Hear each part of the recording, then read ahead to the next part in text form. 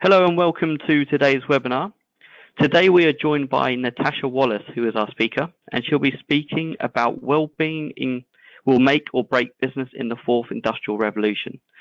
So just a quick few notes before we start the webinar. Today's webinar will have quite a few polls, so it's very interactive, and please feel free to put your answers in whilst we go through the webinar.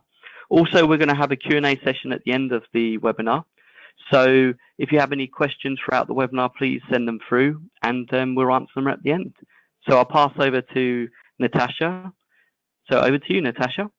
Thank you very much, Paul. So hi to everyone who's listening today. So I'm going to be talking about conscious leadership in the new era of work. I run a company which I founded called Conscious Works. And Conscious Works is a coaching company that really sort of specializes in well-being and advising leaders on how to create healthy organizations. So without further ado, I'm going to get into the body of what we're going to be talking about today. So I came into this line of work due to a background of working in leadership development and culture change, and recognizing the pressure that the current working climate is putting on us as individuals. So we're facing an unprecedented time in the workplace where, you know, we're switched on 24/7. We're being hugely influenced by movement in the social landscape and how we connect to each other.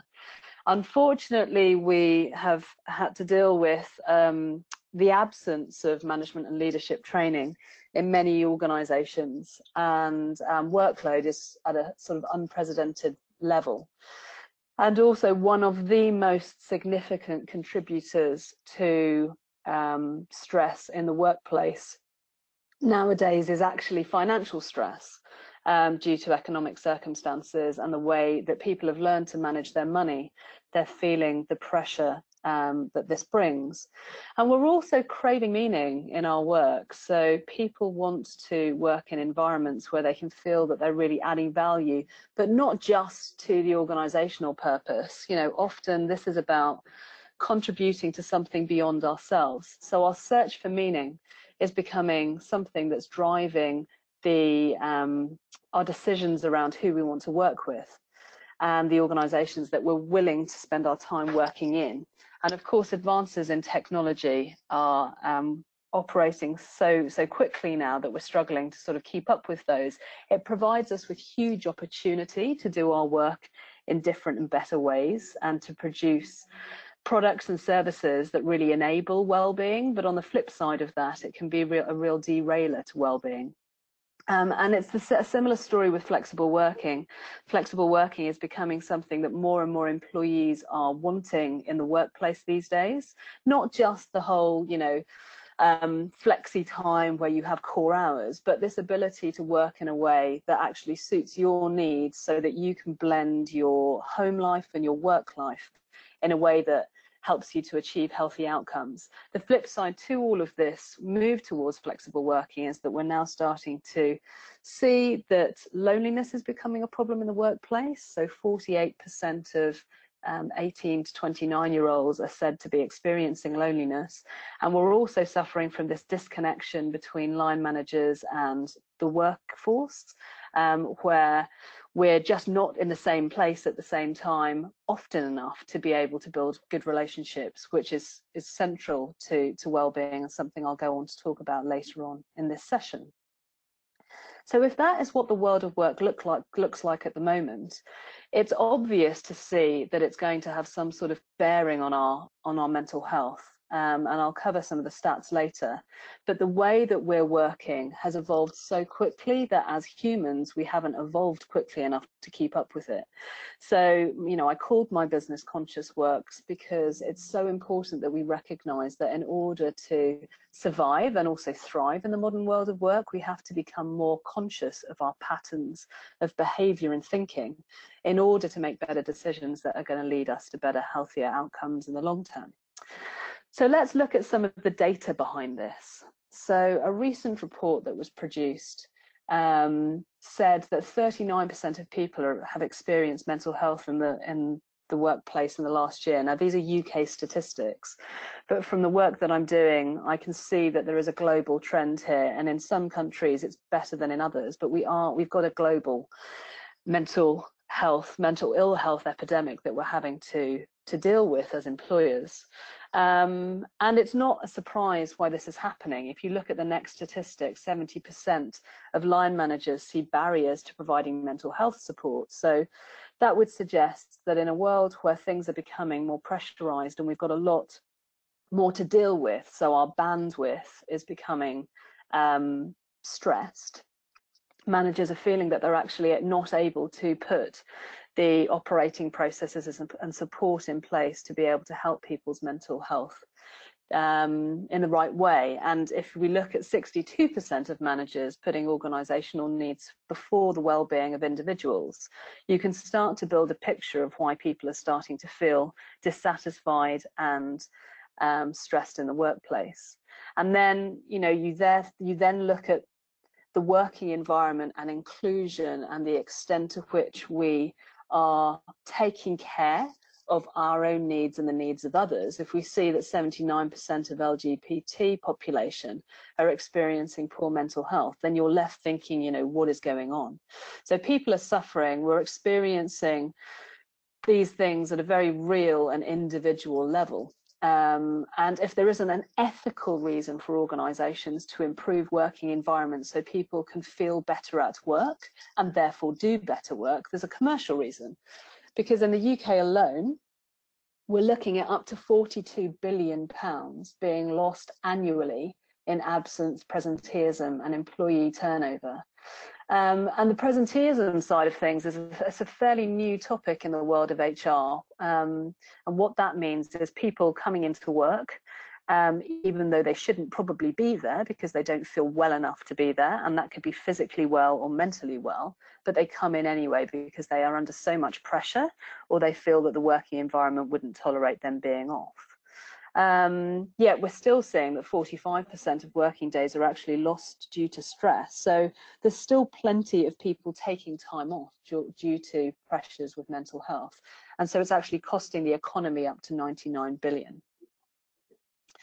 So there was a report called the Thriving at Work report, which was an independent report commissioned by the government, otherwise known as the Stevenson Farmer Review, where through finding that we had some significant problems in the workplace which were affecting the productivity of our workforce and also the mental health, they made some recommendations to government and suggestions around what we could do over a 10-year period to improve the working environment and therefore improve mental health. And some of these things were about giving people good work. So giving people work that actually made them feel better and contributed to their mental health. Giving people the knowledge, tools and confidence to be able to better take care of their own mental health. And I'll talk a bit later about the fact that this is a two-sided thing. This isn't just about organisations needing to correct this problem. It's also about me as an individual knowing what I can do to work in a way that's going to achieve healthy outcomes. Help and support for individuals who already have a mental health condition. So very often people can be prohibited from coming into the workplace or moving jobs because they're not able to, or they don't feel confident enough to be honest about their mental health problems. Yet I am seeing employers who are becoming much more accommodating and much more supportive. And so if somebody comes along to an interview and explains any mental health conditions they have, they are, as you know, willing to offer support to them in order to bring them into the business and enable them to do a good job. And then there's this overall aim to reduce the sickness that's being caused by mental ill health. It's a real economical problem for us, and it's something that both at a societal level, but also at an organizational level, we can really have a positive impact on if we become quite intentional about making change happen. So what does this actually mean for employers? Well, it firstly means raising awareness of mental health. I mean, there's a lot of stigma around mental health. And when we look at it as the avoidance of mental ill health, people can often find it more difficult to deal with that as a topic of conversation. But if we look at it as how do we stay mentally fit in the current economic climate, given all of the changes to our working world and environment, then it's much easier to have those conversations and have a forward-facing approach about how we're going to make positive change. It means allowing people to balance the way that they're working and giving them more flexibility. And also being clear about how you're going to measure wellness. How do you know that your workforce is well? And then being able to go back and reconnect with the workforce to see that that wellness is being maintained. And part of this is about providing opportunities for development. Something that is a real significant contributor to the way that people feel and work is knowing that they are having opportunities to develop and that they are growing and that they are making progress. From a neuroscientific perspective, that's very important for our cognitive health. So environments that do create opportunities for people to develop are going to be the ones who are going to be attracting the best people into the market. And it's also about building these organizations that are open and transparent. We'll talk a bit more about psychological safety later, but how do you create an environment where people feel safe to speak up, safe to be authentic and be themselves in order for them to do the best work, which also means providing good working conditions. So space is becoming something that a lot of organizations are looking at to make sure that the way that people work and the conditions that they're in are good enough. And one of the most significant contributors to all of this is the extent to which leaders and managers are modeling healthy behaviors in their organizations. So historically, from an HR perspective, we would have looked at the avoidance of illness. So when somebody became ill, either physically or mentally, or when performance started to slip, then we would make an intervention. The new world of work is all about focusing on wellness and how do you keep people flourishing and feeling mentally and cognitively well in an environment that's putting more pressure on us. So that requires us to think a bit differently about the way we work, but it also requires us to really understand what leads to human flourishing. So I have my own personal experience of this, having worked in HR for my whole career. I worked in a way which I thought was achieving high performance. I worked long hours. I felt like I needed to be constantly connected to the business. And ultimately, I ended up burning out, which is what left me leave employment and set up my company and write my book, The Conscious Effect, around how people can take a healthier approach to the way that they work and the way that they run their organizations. And I think a lot of people who I speak to now, you know, my story resonates with them because they're operating in the same way.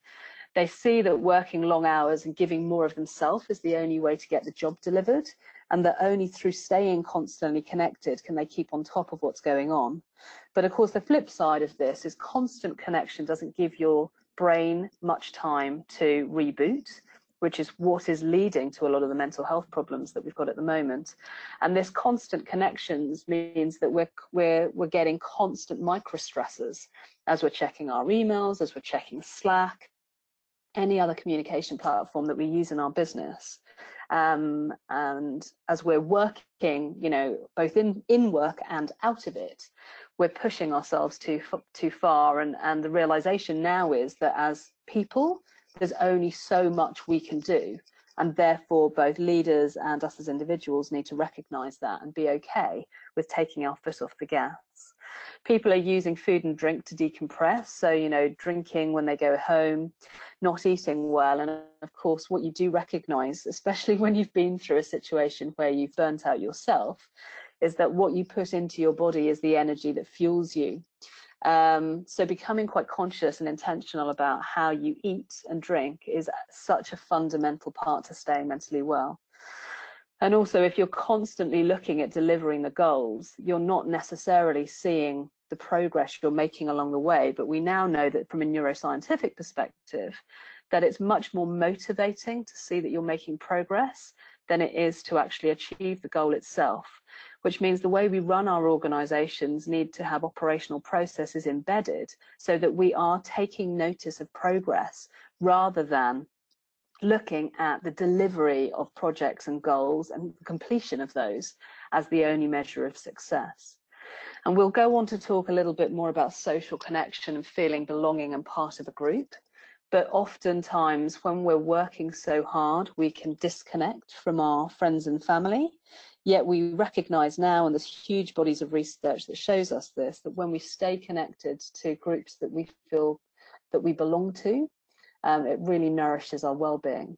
So I've had to totally reprogram the way that I operate, which has taken a couple of years of really focused attention in order to work in a more balanced way, to have intentional wellness time where I take time out to just take care of my well-being without any guilt about doing that. And I now recognize that what I put into my body is directly related to what I'm seeing come out. So I fuel my body in a way that is healthy. And I look more at the process and how I'm getting there and the progress I'm making, so that those little wins and my measures of success have changed.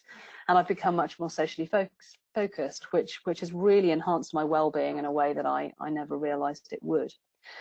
But of course, people are working like this all the time. So if you think we all have a stress bucket and it's being filled up with normal day-to-day pressures, so workload, limited resources, lack of control, conflict in relationships, financial pressure, ambiguity, there's changes happening around you, and you're not sure what the outcomes of those changes are going to be. If you only have all of those stresses filling up your bucket and you don't put anything into your bucket to dilute those things, then it's likely to lead to burnout, anxiety, depression, and mental ill health. So the way to counteract the things that are going into your bucket on a day-to-day basis that are causing you stress and frustration is to intentionally put other things into the bucket, like making sure you're having rest breaks. Our brains don't deal well, or we can't be as productive and creative and innovative if our brains are constantly having to work. So giving ourselves regular rest breaks is important. Also, the quality of our sleep is absolutely integral to well-being. So getting 7 hours of quality sleep every night is essential, because we can now see from the research that the quality of your waking hours directly relates to the quality of your sleeping hours. So for any of you out there who are having problems sleeping, if you don't focus on anything else, get that bit working right. There's a really great book called Why Sleep Matters, which will give you a lot of input into how to improve your sleep. But if that's one area where you have a problem, then I would really encourage you to put some effort into making sure that you are getting good quality sleep at night. And also water. So in terms of the way we're supposed to nourish our bodies, water is supposed to be the underpinning activity. So water should gazump anything else we put into our body. That should be the thing we put in the most. And then everything else is built on that, like the proteins and the carbohydrates and the vegetables. Water, if you look at it as a pyramid, that bottom section of the pyramid is water. But also other things like, keeping your body moving. We all know that exercise is important, but even more so in a sedentary world where we're at our desks so much. I now break away twice a day to meditate. It's been transformational in the way that I think. My brain works better. I think more creatively. I have better decision-making abilities just through taking that time out twice a day to meditate. And realistically, life happens, and I don't get to do it twice absolutely every day, but I'm really, really intentional about making sure that it happens, to give my brain that downtime. And talking is becoming so much more important. So, I'm a coach, so people talk to me about their day-to-day pressures all the time. And more often than not, we'll get to the end of the coaching session feeling relieved that they've had an opportunity to really talk about a problem and try and figure it out with somebody. And obviously, I don't need to say that taking time off is incredibly important, but it's even more important now as we face these unprecedented times where we're under increasing pressure. Giving your brain a few days off where you're not thinking about work and you're not connected to the workplace and what you can deliver is so fundamental to your long-term well-being. And I will often speak to people in their coaching sessions and suggest that they take time off.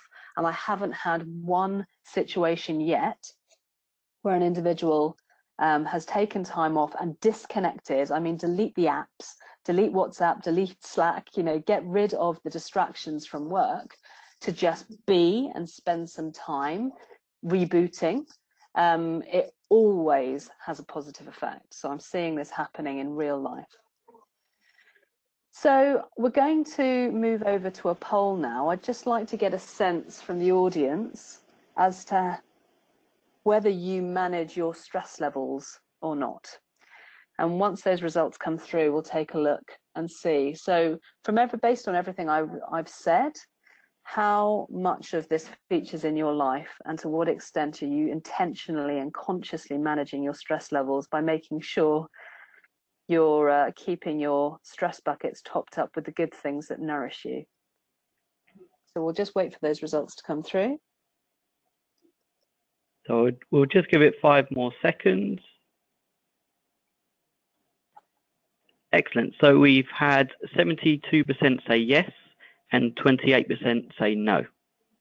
Well, that's fantastic. And I often find that the people who turn up for these sort of webinars are people who are more conscious of their well-being and making sure that they're taking care of their stress levels. So it's really great. Well done, audience, to see that you're actively managing your stress. So as we go through the rest of these slides, I'll talk about the full extent of what leads to well-being, and then you can maybe consider the extent to which you're taking care of all aspects of your well-being. And you know, it's a double act. You know, it's the extent to which you take care of your own mental well-being, but it's also the extent to which the environment that you're working in is taking care of your well-being too. So it means running organizations that are responsible and are able to better support human needs. So as well as you figuring out some things about yourself and what you need to do to bolster your own energy and performance and well-being, organizations and leaders are having to come to terms with the fact that the way that they're working isn't working, and therefore they're going to have to do something differently. And part of that fix is really understanding what leads to human flourishing. So as part of the work that I do with the Engage for Success Wellbeing Thought and Action Group in the UK, we've come together as a group of specialists in wellbeing in various guises to try and define what we believe are the main contributors to individual wellbeing, and we've come up with these 5 key pillars. So the first one is emotional and mental well-being. So just reiterating what I've previously said, the extent to which you're taking care of your mental health, and that you are able to manage your emotions in a way that keeps you balanced and resilient, so that given the day-to-day pressures that we will all face and that we will continue to face, you know, those things don't ever fall out of the stress bucket. Sometimes they may just get less.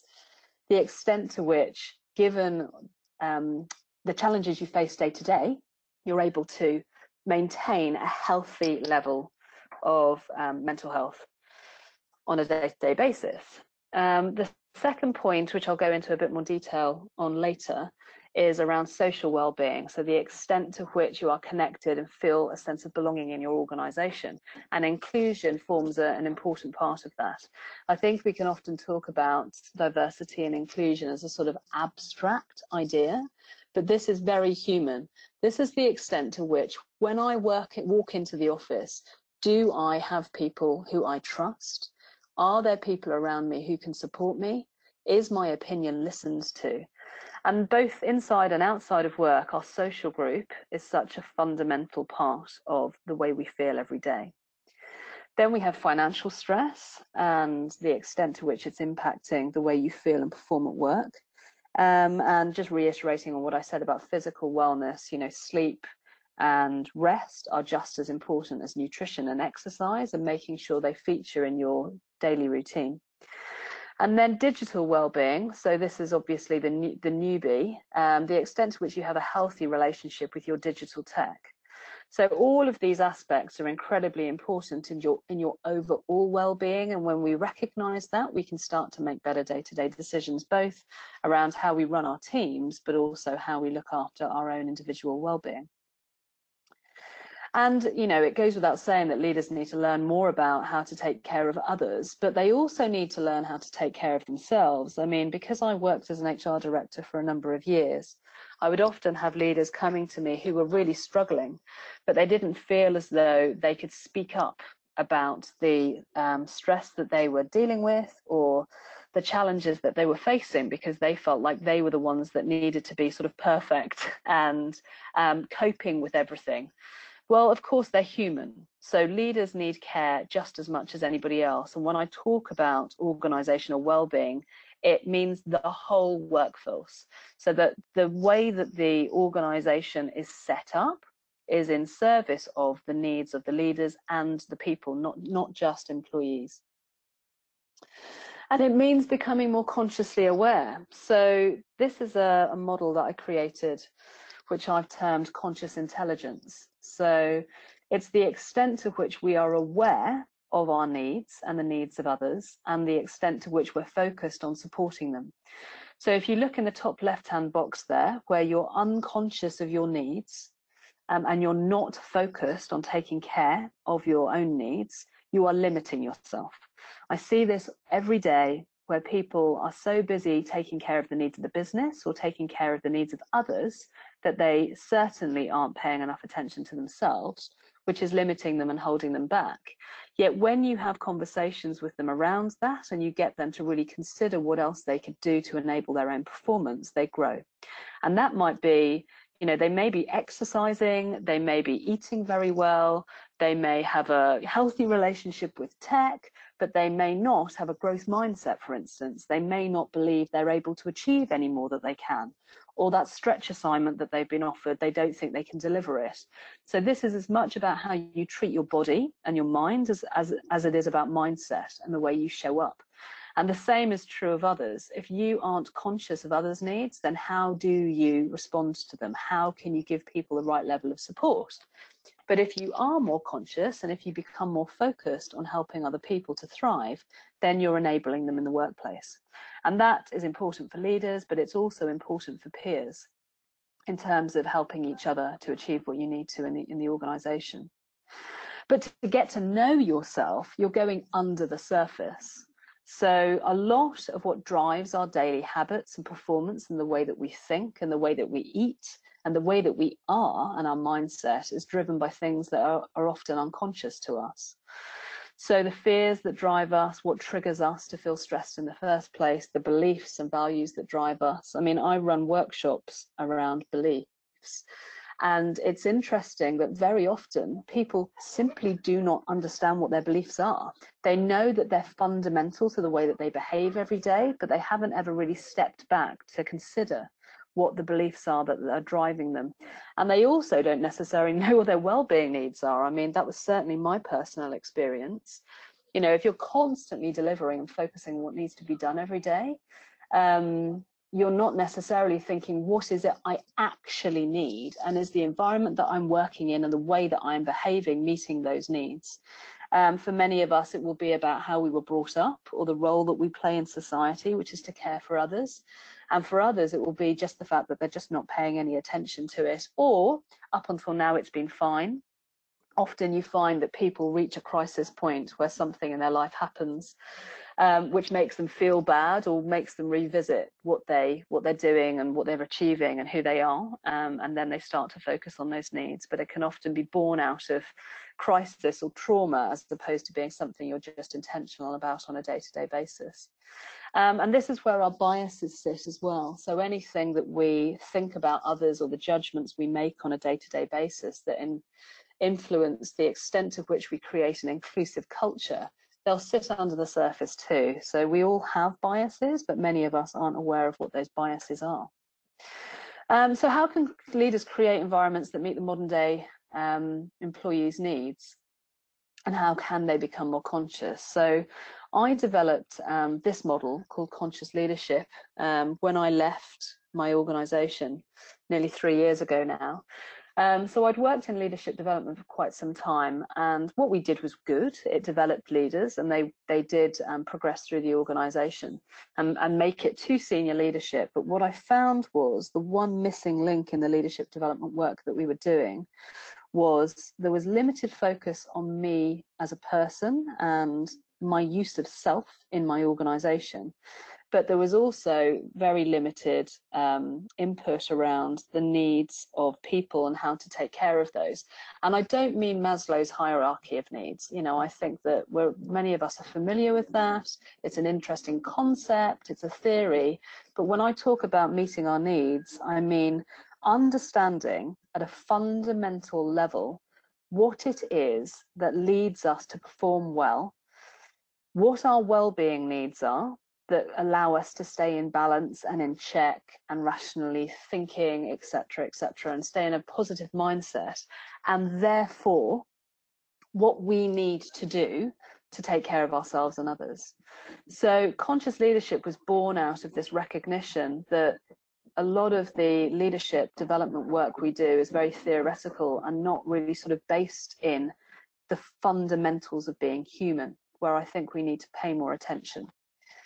So when we go into looking at conscious leadership, the first petal in the model is about creating an environment where people feel they can work together, building strength in numbers, and also creating supportive and meaningful environments where people can thrive. And the main conscious question you're asking yourself when you're thinking about this aspect of conscious leadership is, how can I help you? So we know about servant leadership and that leaders are being in service of other people. I do believe in servant leadership, but I also believe that leaders need to be in service of both themselves and others. I mean, that's the reality. And it's certainly the reality in a world where we're having to manage well-being. So what does this mean? Well, if you take a real life case study of somebody who joins an organization with the best of intentions, believing that they are joining a group to which they will belong and which wants them to belong. So they go into the environment and they're all around educating and making change happen and coming up with ideas for how they can make a difference, both in their role but to the wider organization. So they have the best of intentions, they've got agency, they have motivation, and they really want to make a difference, and they really come in optimistically thinking that they will. But say for that individual, say their ideas aren't listened to, or maybe they're listened to, but they're not acted upon. Or say maybe that person just feels as though people don't treat them in an inclusive way or as they don't fit in. They become modified. And it might, and I'm not just talking about protected characteristics here. So the more obvious protected characteristics like age and gender and race. I mean, this is anybody. Anybody can experience exclusion or feeling like they're not part of the group. And so they modify their behavior. So they're still motivated to perform, they still want to make a difference, but they're just in this modified state, whether that be they're not being their true self, they don't speak up in the way they would like to, they don't ask the questions they would want to, they don't bring the ideas for change that they would like to, they're modified. Now, that can then lead to them feeling like they've lost their agency and lost control. So they don't have influence, they can't influence what's going on around them, and they get stuck. So when we talk about disengagement, this is where people are. They're stuck because they can't make the difference that they want to make, or they don't feel like they belong or like they fit, or their contribution matters and is valued, and so they get stuck. Now, for people who do recognize they still have agency, they leave. But for anybody else, they become part of the actively disengaged workforce that we send surveys out to try and help get feedback from. I mean, the whole thing is broken. And I think when we recognize that it's not just these surface level issues that we discriminate against or that we have unconscious biases towards, like skin color and age, it's also these deep level diversity issues like background, expertise, knowledge, which means that if I show up in an environment or in a group or on a project or in a setting where I have a different opinion to people because of my expertise and knowledge, I can be discriminated against too. And either level of discrimination or feeling excluded from the group hurts. And we know from neuroscientific research that the pain of rejection is the same as physical pain. Being rejected or feeling like we don't fit hurts. and it's a contributory factor to mental ill health. So there's a really interesting study that was done by Google called Project Aristotle, and they wanted to find out what led to high performance in teams. So they looked at 180 of their highest performing teams and looked at data such as diversity, IQ levels, experience. None of those things were the things that led to high performance.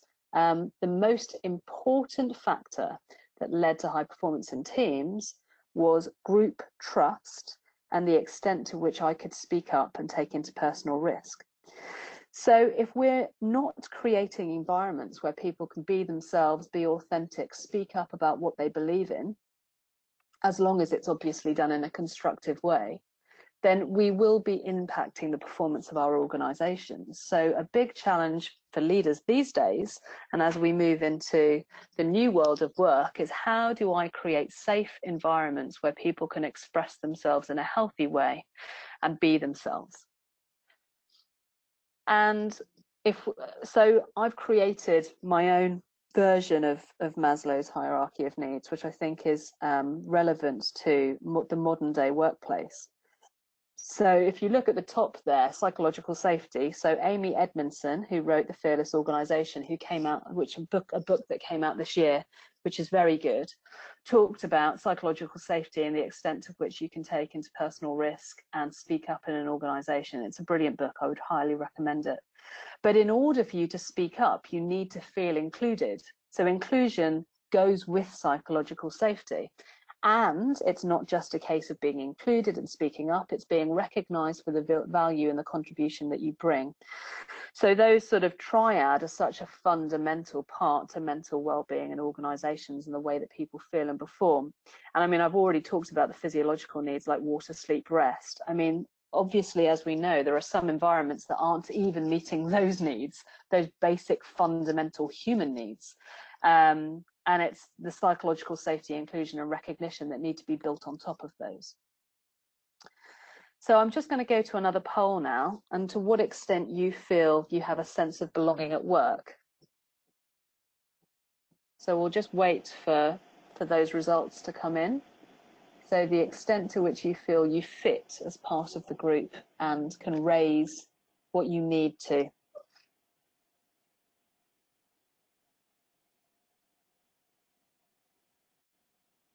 We'll just give it 5 more seconds. Okay. Okay, so we've had 9% say 1, which is very low. 15% said 2. 27% said 3, which is medium. 24% said 4. And 24% said 5, which is very high. Great, thank you for that, Paul. So that's interesting. So about half of the people have said that they feel that sense of belonging, and about half of people are sort of midway or below, which, you know, from my perspective isn't good enough, because I would expect that most people should feel as though they can speak up and feel like they belong and they fit in the organization. Now, it's down to the individual as well as the leader, the extent to which you speak up and are brave and courageous. But very often it's the culture that dictates the extent to which you're able to take that risk. And this leads directly to performance. So in Amy Edmondson's book, she talks about the performance zone.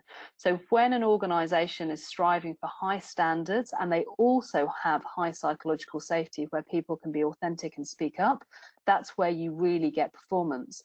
What we're seeing too much of is a drive for high standards and people not being able to speak up, express themselves and be authentic. So as a leader, we need to avoid the anxiety zone and be striving towards the performance zone. And so we've got another poll here. So what percentage of your time do you feel enabled to do your best work? Because of course, all of this that we're talking about contributes to your ability to perform. So it'd be really interesting to hear from the audience as to what your view of that is.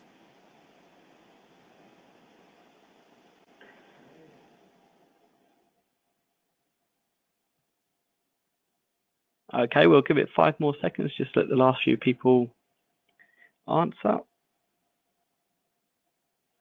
Okay, so 12% have said 0 to 24%. 36% have said 25 to 49%, 42% have said 50 to 74%, and 9% have said 75 to 100%.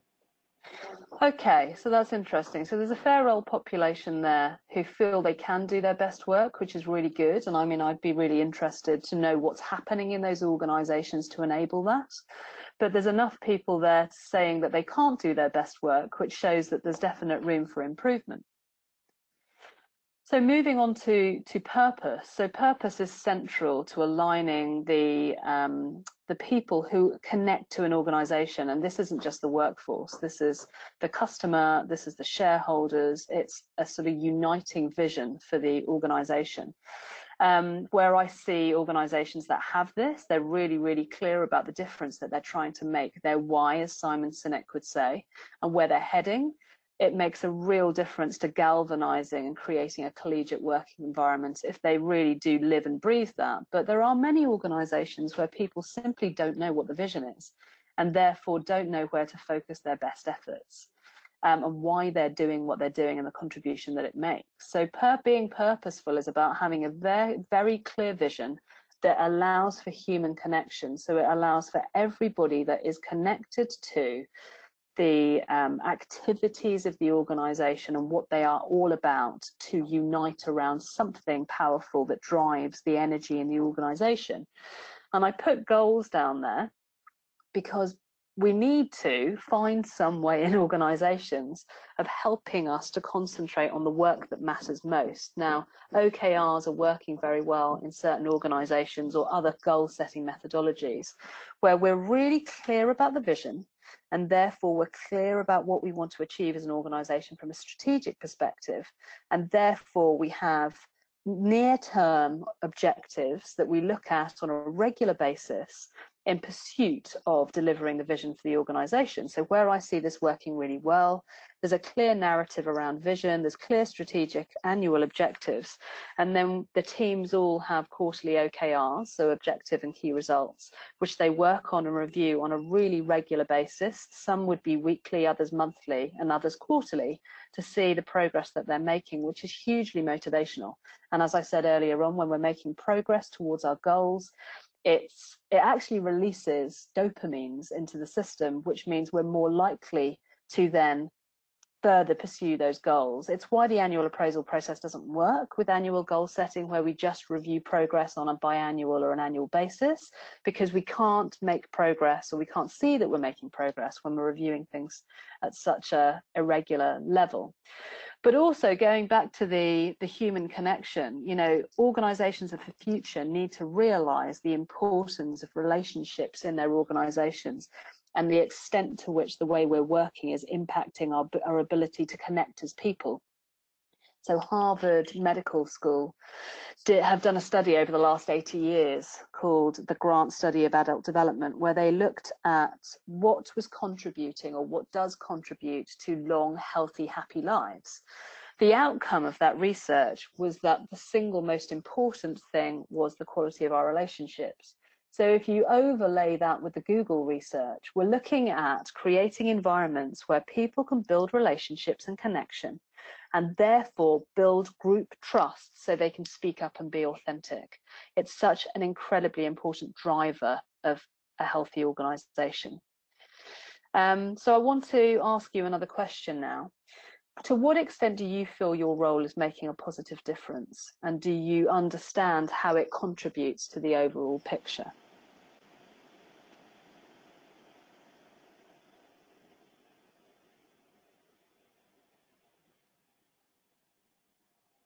We'll just give it 5 more seconds.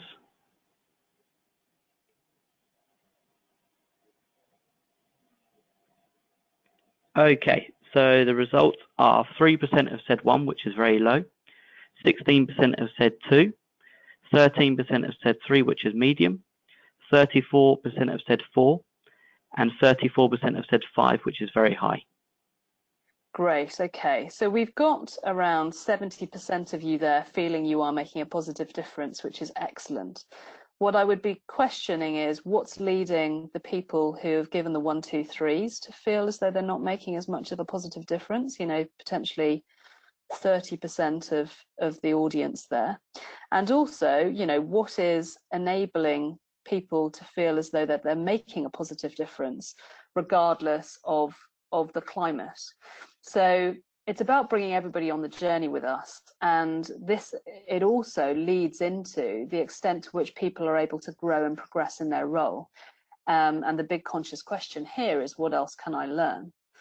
So growth mindset is a fundamental aspect of performance in teams, because it's the extent to which people believe that they will grow, they can be stretched, they can take on challenges and new elements of work which are maybe beyond what they're currently doing. But it's also the extent to which we believe that other people can deliver. So as a leader, having a growth mindset is really, really important in the development of other people.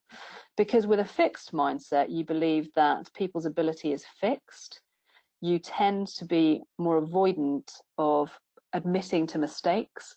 These are the people who would tend to want to feel like the sort of smartest person in the room, who aren't willing to sort of own up when something goes wrong. But we now know that actually, you know, mistakes happen, failures happen.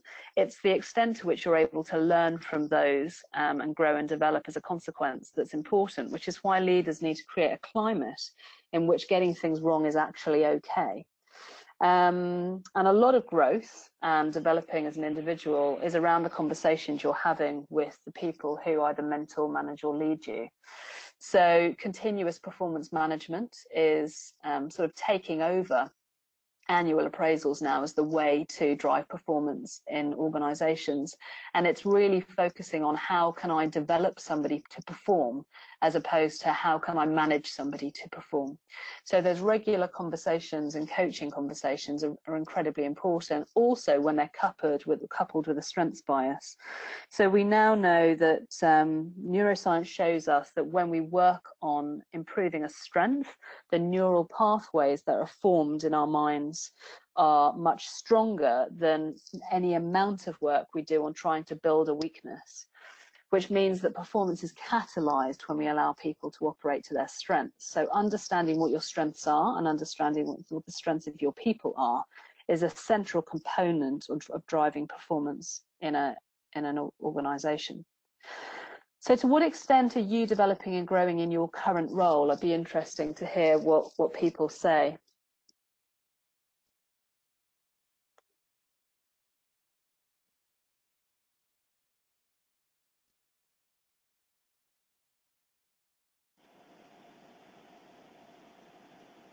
We'll just give it 5 more seconds.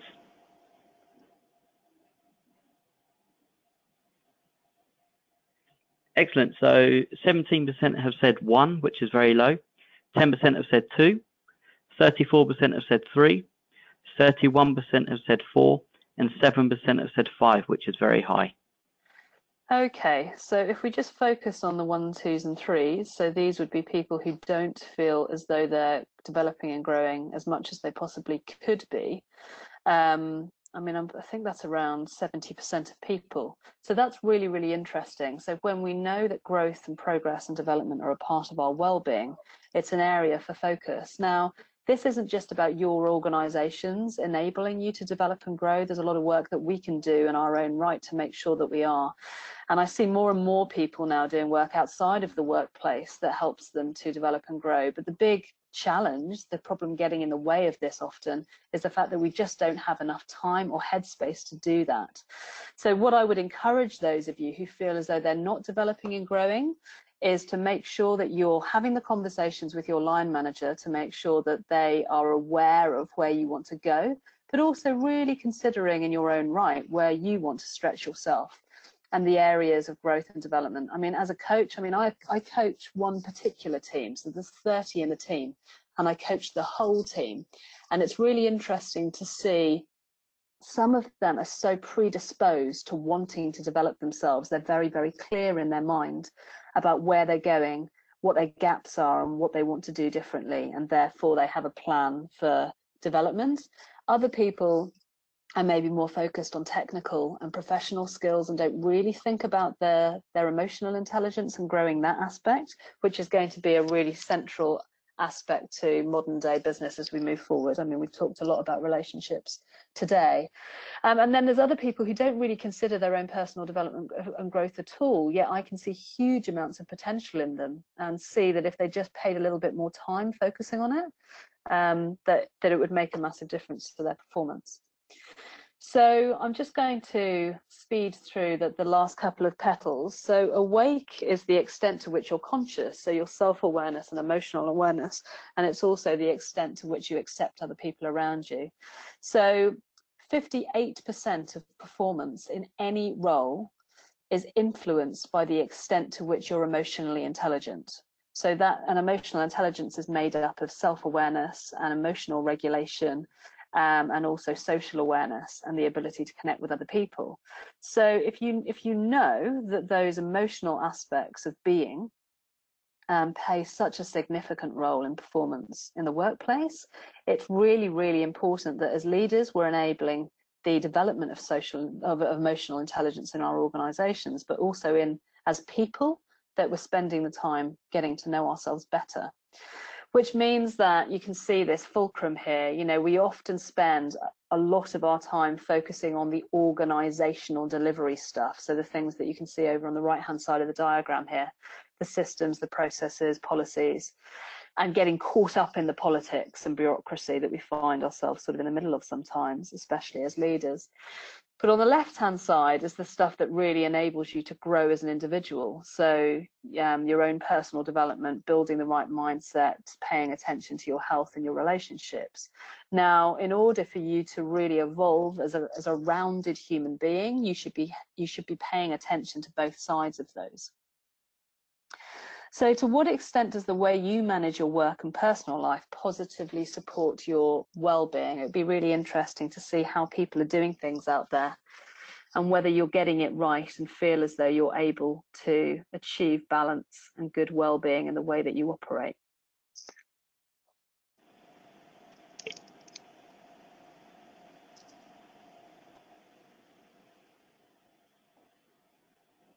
Okay, we'll give it 5 more seconds. Just let everyone finish answering the question. Okay, so we've had 4% say 1, which is very low. 16% have said 2. 32% have said 3. 32% have said 4. And 16% have said 5, which is very high. Okay, I'm doing some quick maths here. So about 50% of people potentially feel as though their personal and work life aren't supporting their well-being. So, you know, you'll have some food for thought after this session today as to how you could maybe do things differently. To the other 48%, congratulations, you're doing better than most. And anything you can do to encourage that balance in other people, and sort of share your learnings, share what you do with others, I think will make a massive difference.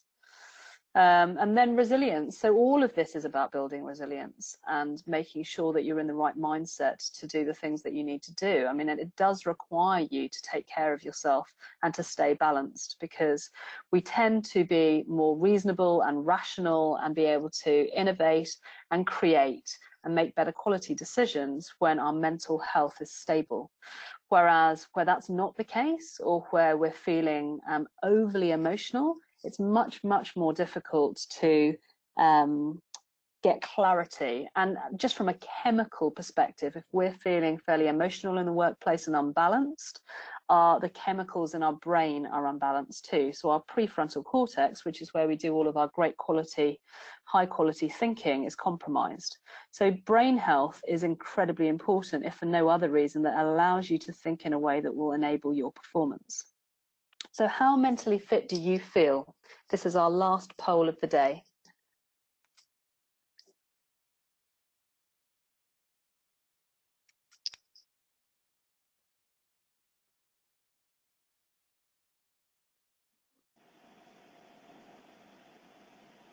We'll give it 5 more seconds, just let the last few people answer.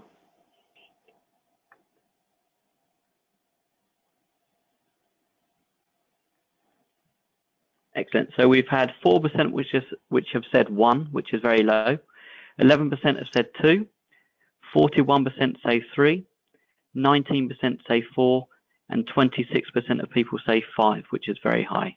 Okay, so about 45% are leaning towards the higher end, so the mentally fit end, which means a higher proportion of people are feeling that they're not mentally fit or as mentally fit as they could be. So once again, I mean, this just sort of reinforces the points I've made throughout the presentation. There's opportunities there for you to improve the way that you feel just through becoming more knowledgeable about yourself. And there's a whole host of things that you can do differently to become more conscious, to take better care of your brain health, and to build your mental health. And that's everything from, as I said earlier on, sleeping and talking about how you're feeling, to just paying attention to how you're feeling and recognizing that something needs to change. We've talked about learning and coaching, but beyond that, in terms of getting feedback about the way that you're operating, there's people around you that may be able to help you sort these things out, sort these challenges out. And then other people will do things like journaling and reflection and taking time out, and even just laying off yourself and stop putting yourself under so much pressure. One of the teams I work with, we often talk about the fact that we sort of constantly need to achieve. We're pre-programmed these days to need to achieve, but actually that isn't always helpful if you want to achieve long-term sustainable performance.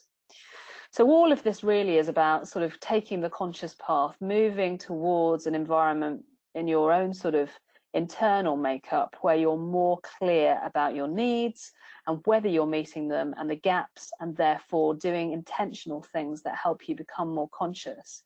And moving away from the more sort of automatic patterns of behavior that we've become stuck with, which actually very often means that we're not as focused and high performing as we think we are. So that's enough from me today. This is my book, The Conscious Effect. I've written about all of this in a lot more detail in there, with lots of research and evidence to back up the thinking. So please feel free to pick up a copy you can get it on most online bookstores like Amazon. And yeah, so I'll leave it there.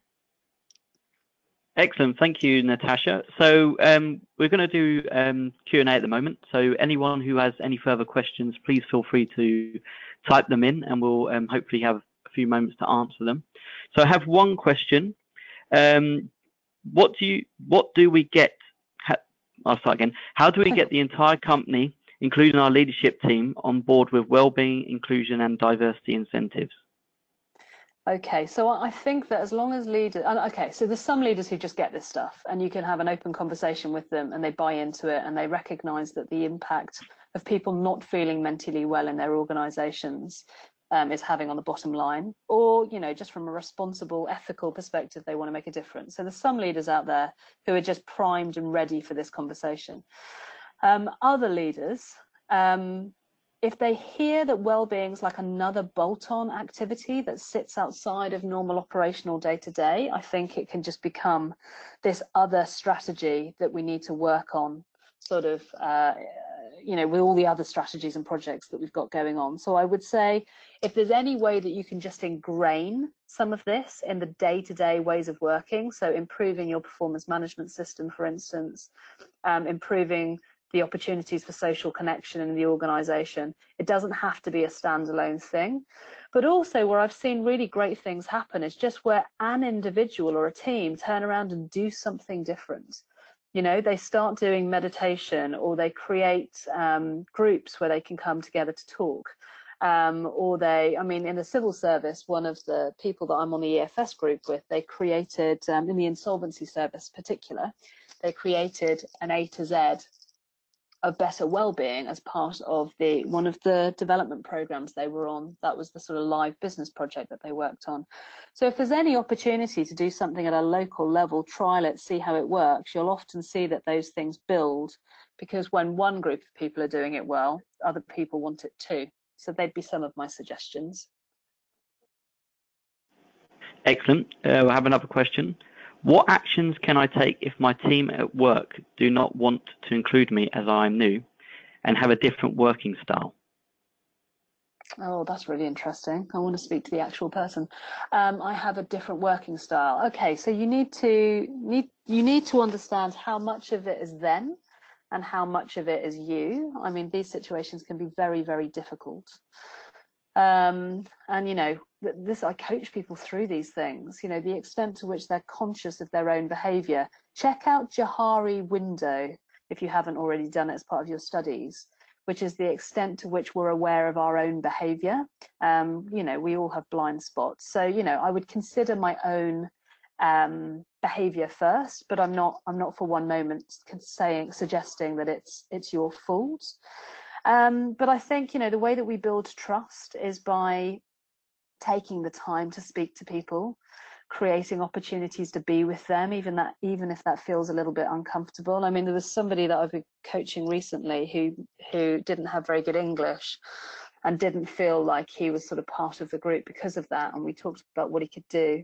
And he decided he was just going to force his way into the conversation a bit more, not in an aggressive way, but he was just going to make sure he was a bit more present in those conversations. And over time, that's meant he's felt better, and the team have just welcomed him in. So spotting opportunities to build trust. Some of that can be about being vulnerable yourself, so telling people how you're feeling. I mean, very often I see that happens, and then other people will either say, oh, I feel the same way, or they've had some previous experience, or they'll see into what you're actually going through, and they'll change themselves. So hopefully that's been of some use. Excellent. So we've just got time for one more question, but all the questions will be passed over to Natasha, and have your contact details so she can answer you directly. So the last question is, how do we go about launching and growing employee resource groups? Oh, what's an employee resource group? Can we have some more information? I'll take that down. I'll ask them. We'll move to one more question then. Is there any systems or software to help improve well-being in the workplace and also record this data? Oh, that's really interesting too. So I haven't come across one yet, but I know that people are developing them as we speak. So, I mean, what I can do actually to answer that question is I can put a shout out to my own network to connect, because I tend to just connect people up to other providers. So what I would say, it doesn't have to, if you want to monitor well-being data or wellness, then fine, if you're sort of being purist in your approach. If you want to measure how people are feeling, there's a whole heap of tools out there that you can do that with. And actually, the tech company that I work with have a system that allows you to do that. So I can provide further information about that afterwards if it's of use. Excellent, perfect. So I'd just like to thank everyone who joined us for today's webinar, and also yourself, Natasha. It's been very informative. Our next webinar is on the 3rd of December, so please go to our website, which has all the registration details on how to log on and join that webinar. So all the questions will be passed over to Natasha, which weren't answered. There'll be a copy of the slides along with the audio and recording of this session, so that should be with you in maybe 3 to 4 days, so please look out for the email for that. And if you have any questions, please feel free to send them in and we'll pass them on. So I'd just like to thank you again, Natasha, for a great webinar, and we look forward to seeing you all soon. Thank you very much.